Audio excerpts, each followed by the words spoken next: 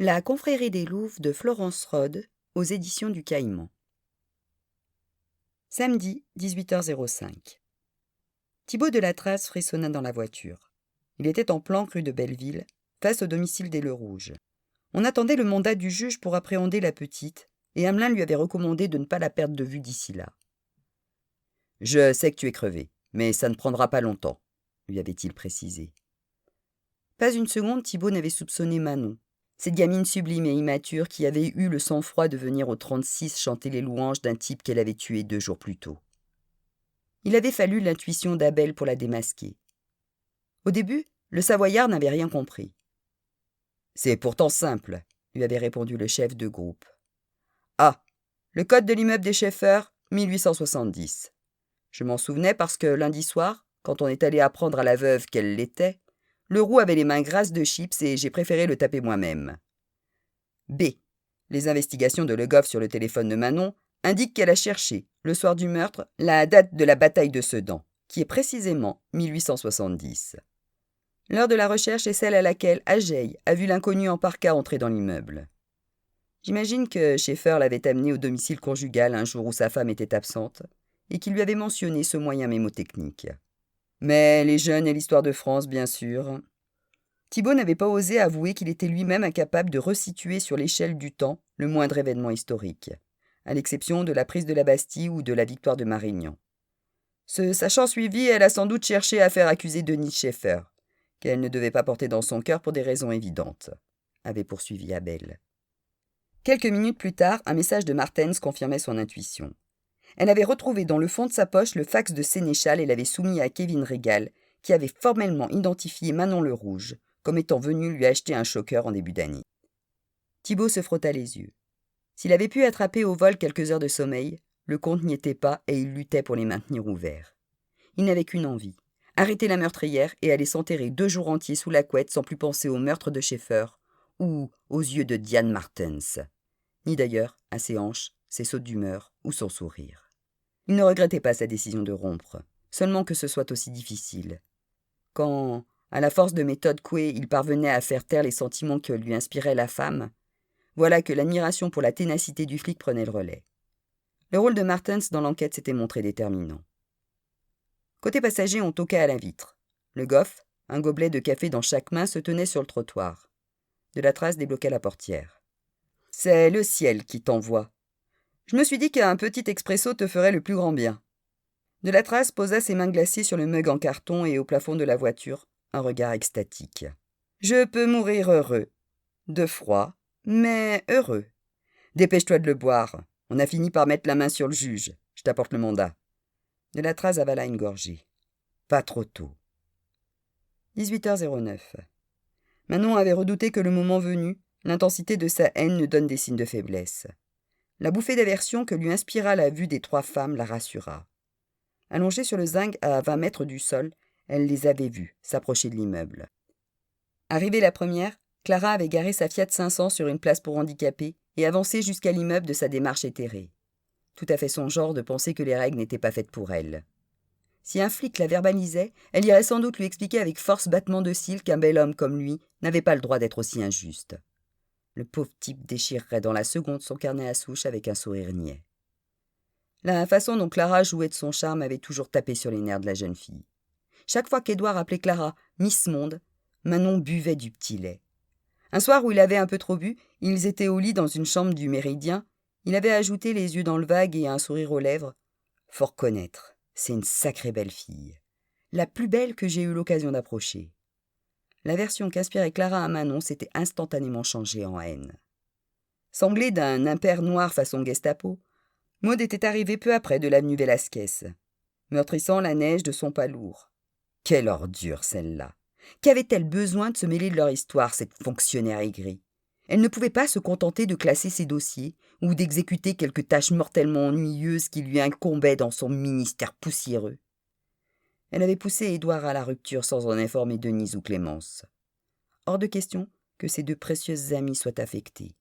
Seuls Manon et Édouard devaient souffrir. Elle allait vite comprendre qu'on ne jouait pas impunément à Dieu, cette pourriture. Clémence, enfin, était apparue dans son champ de vision rue de Monceau. Elle serrait autour de son visage la capuche de son sweatshirt et donnait à la neige des coups de pied occasionnels. Peu de temps après la mort de Rudy, Manon s'était éveillée un soir, en nage, poursuivie par les vestiges d'un cauchemar. Ida dormait. En larmes, Manon avait voulu trouver sa mère. Elle s'était précipitée dans le couloir vers la voix de Clémence qui parlait au téléphone, sans doute à l'une des 3 autres. Les mots qu'elle avait distinctement perçus l'avaient fauchée dans son élan. « J'aurais dû avorter. Mais Rudy voulait tellement avoir des enfants. » Manon était tombée à genoux sur la moquette. Elle n'avait plus appelé Clémence, autrement que par son prénom. Les sorcières avaient reçu son texto. Elle consulta l'horloge de son smartphone, laissa filer 5 minutes et composa le numéro de sa mère. « Denise ne peut pas vous ouvrir. Elle est avec moi sur le toit. On vous attend. » 18h10. « Mais puisque je vous dis qu'il n'y a personne d'autre dans l'appartement !» Les 2 hommes n'avaient tenu aucun compte des imprécations d'Ida le Rouge. Le goff était resté avec elle dans le corridor encombré de cartons, d'un VTT et d'un porte-manteau branlant, tandis que Delatraz visitait une à une les pièces de l'appartement. « Vous n'avez pas le droit. Je vais vous dénoncer à la Cour européenne des droits de l'homme. »« Calmez-vous, » lui intima le goff. « On n'en a pas pour longtemps. »« Vous lui voulez quoi à Manon d'abord ?»« Oh merde !» Delatraz, qui venait de pénétrer dans l'atelier de Clémence, réprima une violente nausée face à la représentation picturale de 3 mètres de haut, d'un sexe masculin en érection, cloué sur une planche à découper. Il eut le réflexe de détourner le regard, mais le confronta ce faisant à la peinture d'une petite fille au visage en décomposition, mangée par 3 corbeaux. « Ça craint, non ?»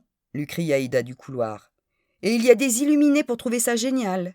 De plus en plus, paraît-il. »« Vous n'appréciez pas beaucoup votre mère, on dirait, » commenta le goff. Ida rabattit sa mèche en arrière, fixa celle du policier et haussa les épaules. « Disons qu'elle n'a jamais rien fait pour nous. »« Je crois pouvoir vous proposer un contre-exemple, » affirma le jeune homme. Delatraz avait trouvé la chambre de Manon. Il inspecta le contenu du placard, jeta les vêtements en vrac sur le lit et retourna les tiroirs, avant de voir une enveloppe blanche sur la table de chevet. Elle était adressée à Ida. Delatraz la déchira et parcourut la missive. « Le goff, viens voir ça. »« Petite sœur, quand tu liras cette lettre, j'aurai fait le saut de l'ange. Tu te souviens quand on était gamine et qu'on jouait sur le vieux sapin dans le parc, près de la maison de grand-mère ? On devait chaque fois sauter d'une branche plus haute que la précédente. On dirait que je me prépare à prendre une sacrée longueur d'avance. Il ne faut pas être triste.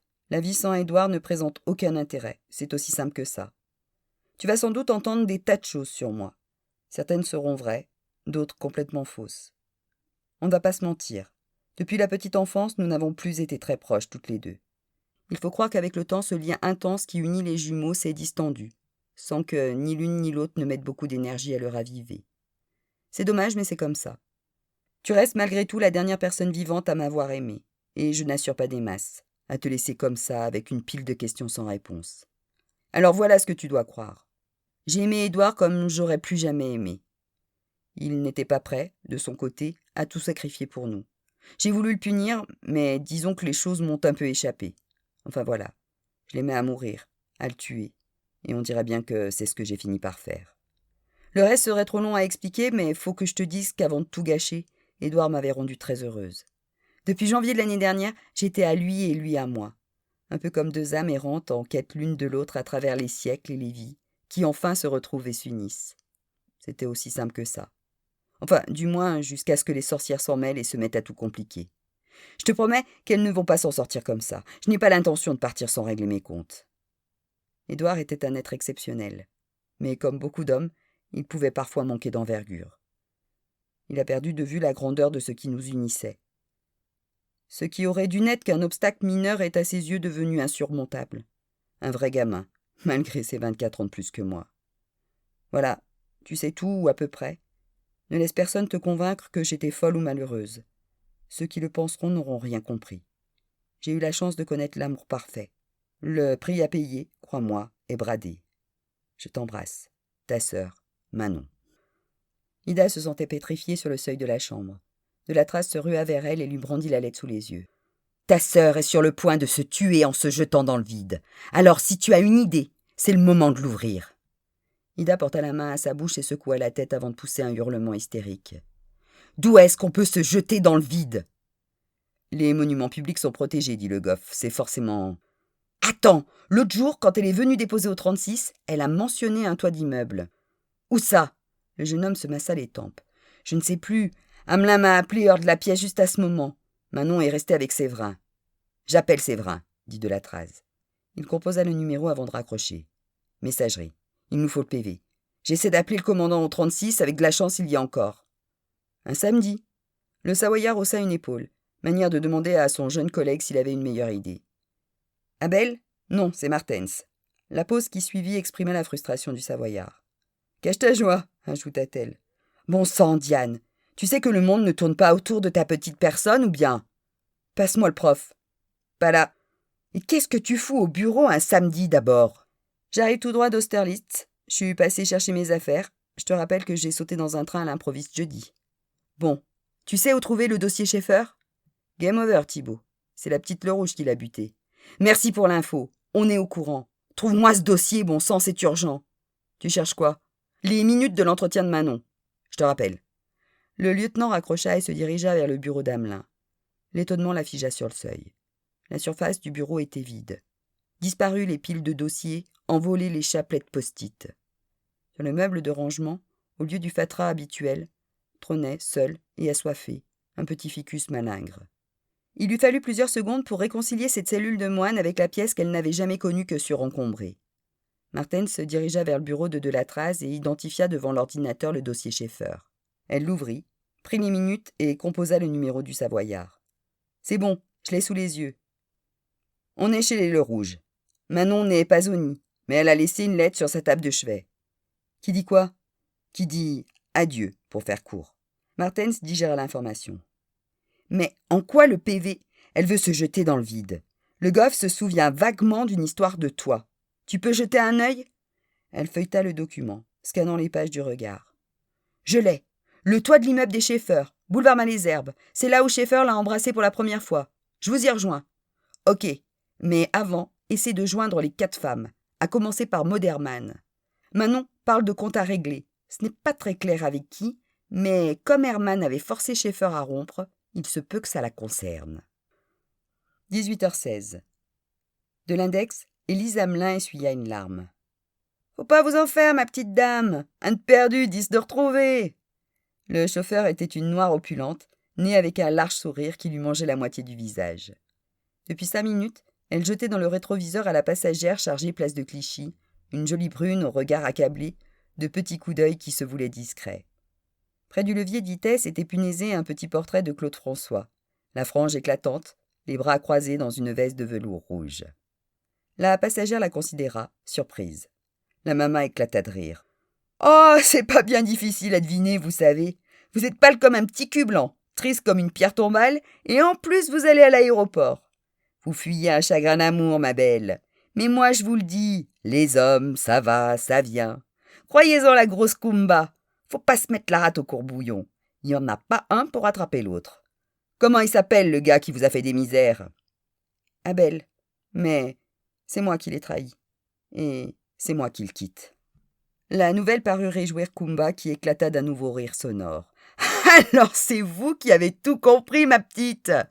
Oh, regardez-moi celui-là, tranquille comme Baptiste dans la voie des taxis. Dis donc, connard, tu te crois à Disneyland? Bon, on disait quoi?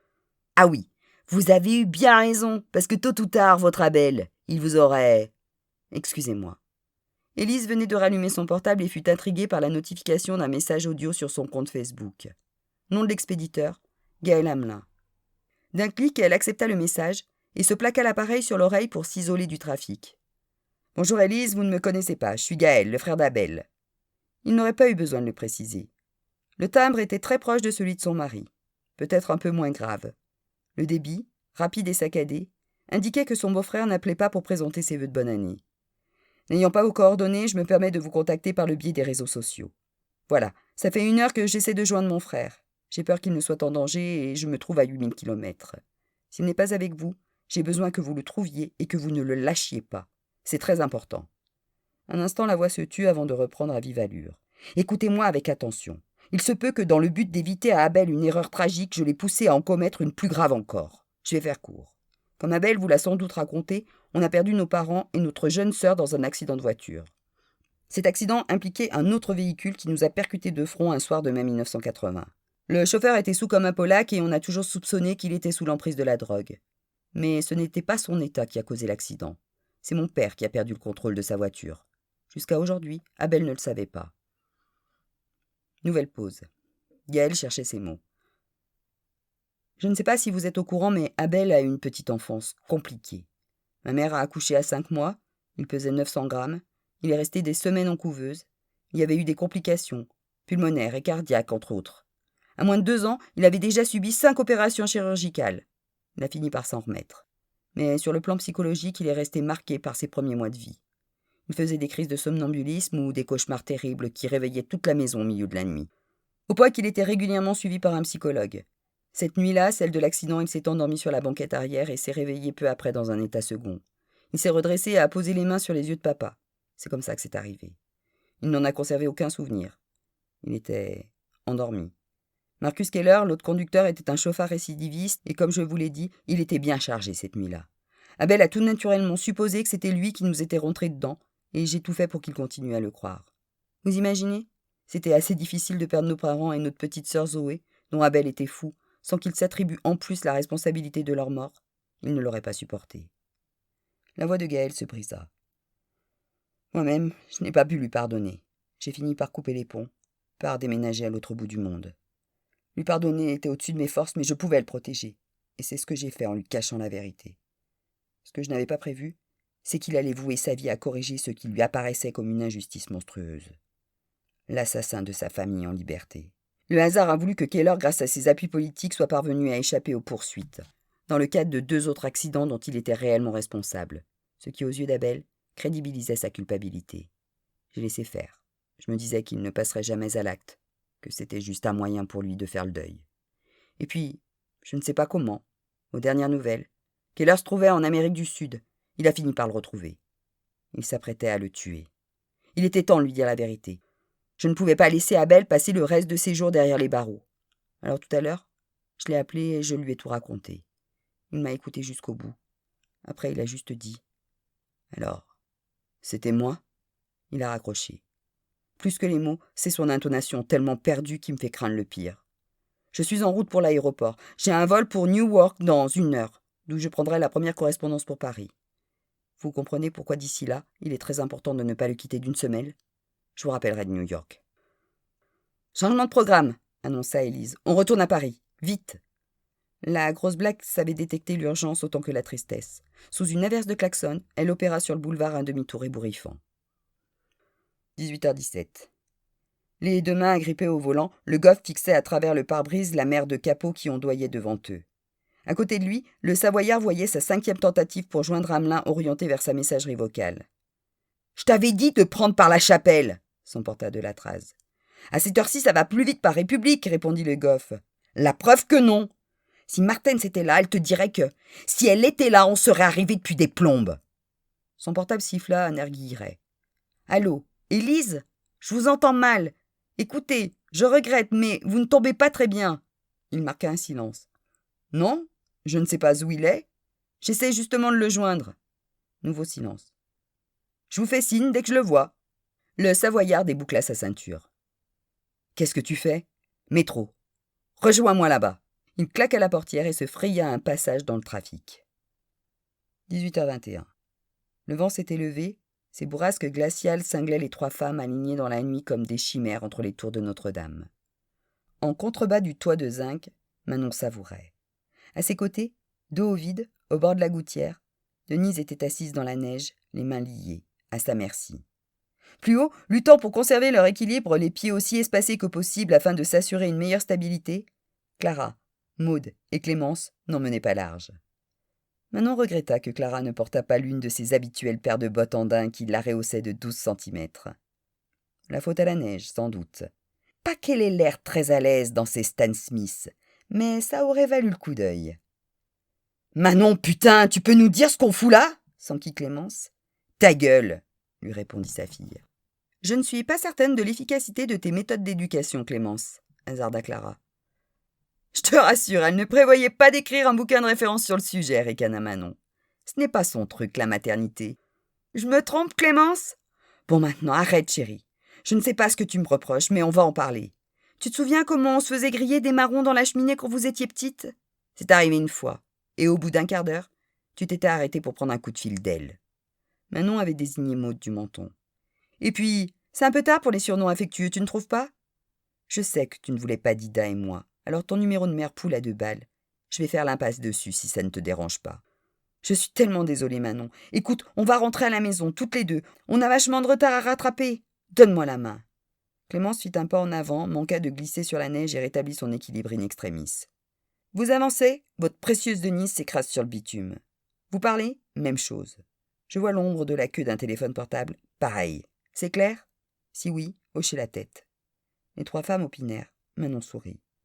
Bien sûr, si j'avais seulement parlé de me jeter dans le vide, ça aurait été une autre histoire, pas vrai?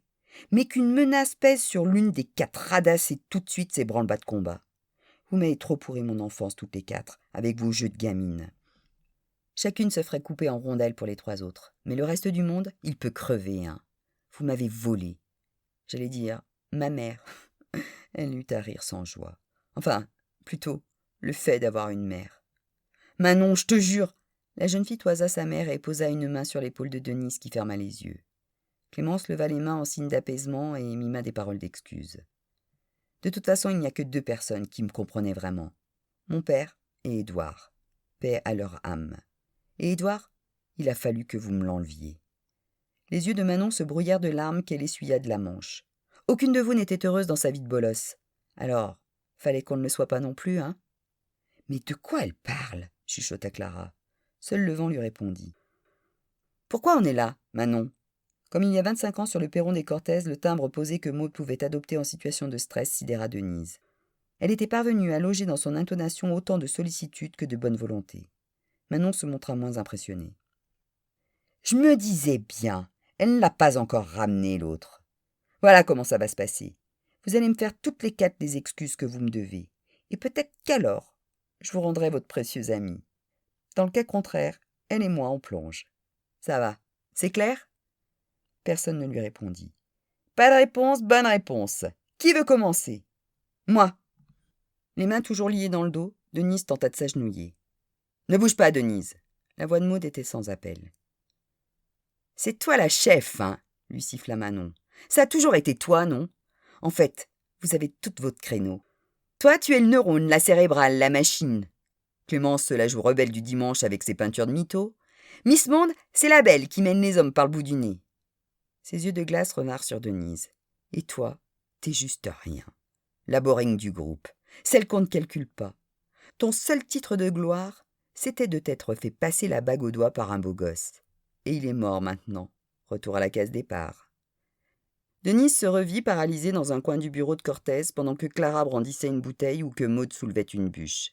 Elle planta un pied au sol et à partir de cet appui, entreprit, centimètre par centimètre, de se remettre en position verticale. 18h25. Le Goff abandonna la voiture en double file et courut vers l'immeuble. Un attroupement de badauds nés en l'air s'était formé sur le trottoir face à l'immeuble des Schaeffer. Il bouscula sans ménagement le riverain qui en sortait, constata d'un coup d'œil que l'ascenseur se trouvait dans les étages et se rua dans la cage d'escalier. L'épais tapis qui recouvrait les marches amortit le bruit de sa cavalcade. Arrivé sur le palier du 7e étage, il vit Delatraz recroquevillé, sa haute stature sur le 2e barreau de l'échelle. Le Savoyard lui fit signe d'approcher. Manon le Rouge. Un otage et 3 témoins. Hamelin, injoignable. Le raid, ils sont en route, je les ai prévenus. On ne va quand même pas déranger les copains pour une gamine mal embouchée. De surprise, Delatraz faillit tomber de l'échelle. Hamelin venait d'apparaître dans la cage d'escalier. Laisse ton portable allumé, Thibaut. 18h26. Campée sur ses 2 jambes flageolantes, Denise s'efforçait de ne pas regarder la rue. Quand on y pense, quel gâchis! Un mec comme Édouard marié à une de tension, commenta Manon face à elle. Bah alors, ses excuses. Plus fort, on n'entend rien. Je suis désolée. De quoi, au juste? Mais avant même que Denise lui ait répondu, Manon avait compris que quelque chose n'allait pas. Elle en eut confirmation lorsque le regard de Denise se leva pour l'affronter. Il ne contenait pas la peur qu'elle se réjouissait d'y lire. Qu'il n'ait pas eu meilleur goût en matière féminine. L'idée de l'avoir brièvement partagée avec une petite garce égocentrique comme toi me rend malade. Le fait que pour lui tu n'aies pas été plus qu'un passe-temps n'est même pas une consolation. Tais-toi, salope! Ça te rend dingue, je suis sûre. de penser qu'il envisageait sereinement de poursuivre sa vie sans toi. « Tu mens !» Manon avait hurlé. « Vraiment ? Laisse-moi deviner. Il n'a pas voulu me quitter pour toi, non ?» Le regard de Manon se durcit. « C'est pas vrai !» finit-elle par articuler. « Il m'avait dit que… » Ça se bousculait dans sa tête. Qu'est-ce qu'Édouard lui avait dit ? Tout était si confus. Prise d'un doute, elle renifla d'un air perdu.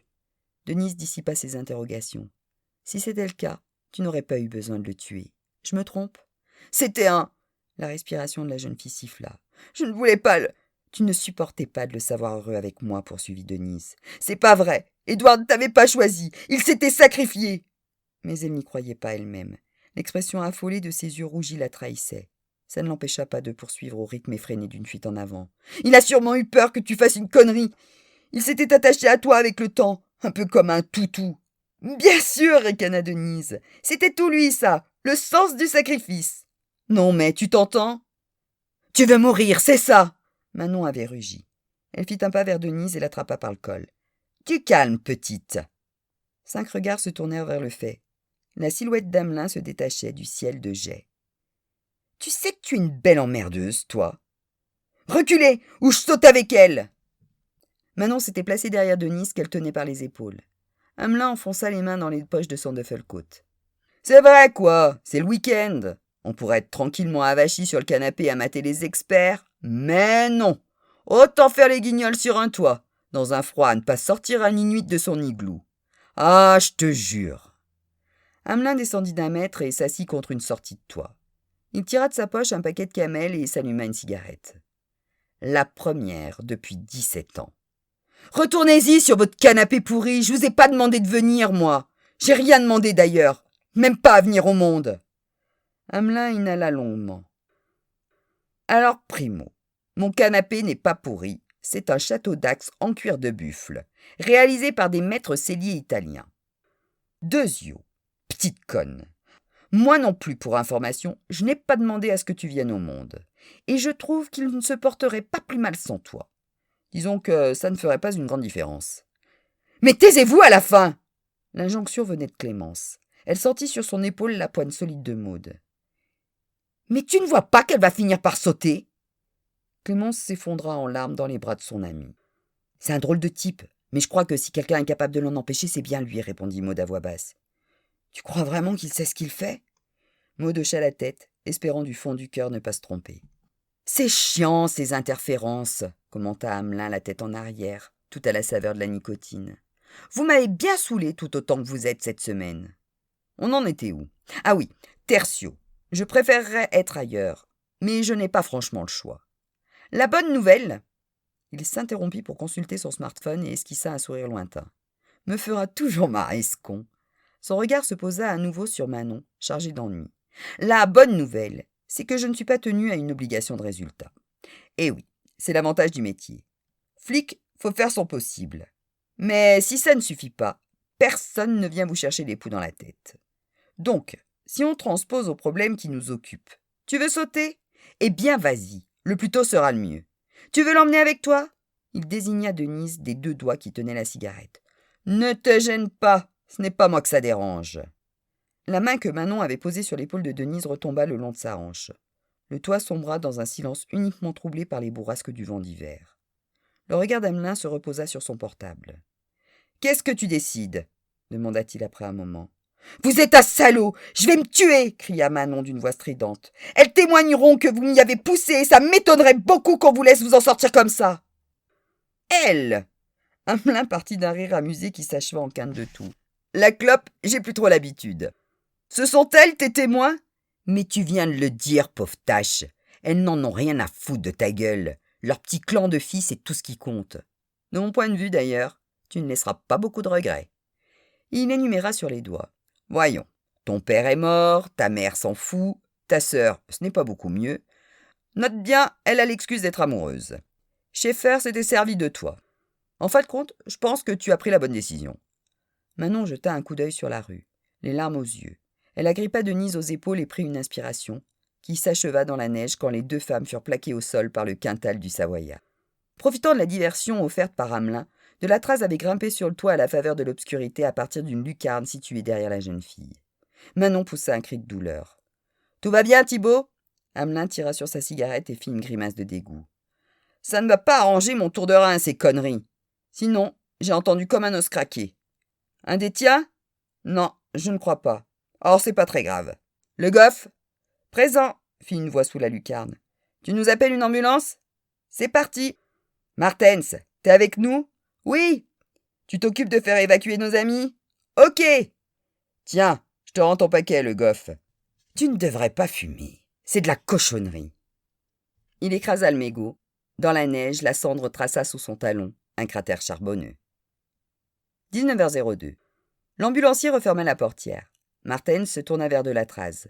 Sur le boulevard Malesherbes illuminé, la neige se met au vent des petits flocons clairsemés, histoire d'assurer un service minimum. L'assemblée de badauds se dispersait à contre-cœur. « Qu'est-ce qui va lui arriver ?»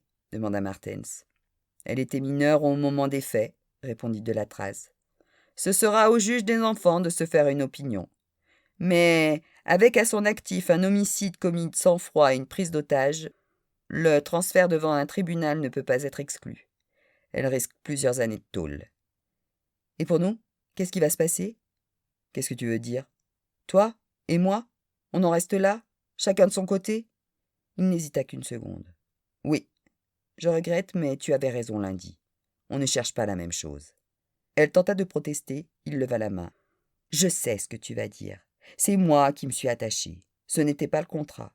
Mais ce qui est fait, et je ne peux plus continuer comme ça. Il lui sourit. T'es une sacrée fille, lieutenant Martens. Tu sais ça ? Je suppose que c'est un compliment ? Carrément. Alors, ami ? Elle lui tendit une main qu'il enfouit dans sa grande paume. Elle le regarda s'éloigner vers le goff avec la sensation irritante de commettre une erreur, de celle qu'on regrette longtemps. « Une seconde !» lança-t-elle, la main droite fouillant le fond de sa poche. Il se retourna. « J'allais oublier. Il y avait cette lettre posée sur ton bureau. » Elle lui tendit l'enveloppe. Thibault la déchira, parcourut la lettre et jeta un coup d'œil circulaire. « Quelqu'un a vu le prof ?» demanda-t-il à la cantonade. « Je crois qu'il est toujours là-haut, » lui répondit le goff. « Hé, où tu vas ?» De Latraz se ruait vers l'immeuble.